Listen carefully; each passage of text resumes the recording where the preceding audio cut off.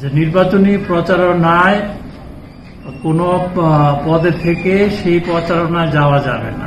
ঘোষণার আগে আমাদের যে প্রস্তুতিগুলো রয়েছে, আলহামদুলিল্লাহ নির্বাচন কমিশন সকল প্রস্তুতি গ্রহণ করে রেখেছে।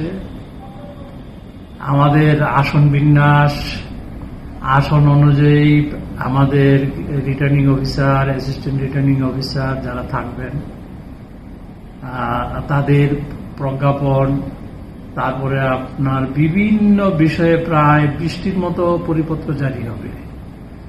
সেখানে মোবাইল কোর্ট ম্যাজিস্ট্রেট নিয়োগ, ইলেকটোরাল ইনকোয়ারি কমিটির জুডিশিয়াল অফিসার নিয়োগ, জুডিশিয়াল ম্যাজিস্ট্রেট নিয়োগ, আমাদের মনিটরিং সেল গঠন, আইন শৃঙ্খলা সেল গঠন, এগুলোর ফরম্যাটগুলো আমাদের রেডি রয়েছে।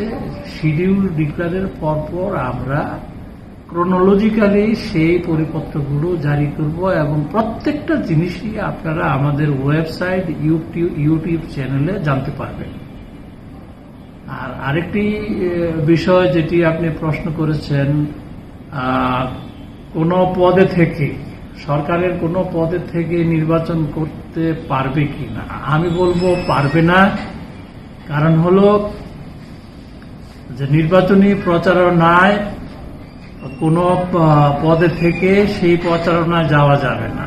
সুতরাং যেহেতু কোনো ব্যক্তি সরকারের পদে রয়েছেন, তিনি তো প্রচারণার বাইরে নির্বাচন করবেন না। সুতরাং এটা কি বলে যে বলার অপেক্ষা রাখে না যে শপথে বহাল থেকে কেউ নির্বাচন করতে পারবে।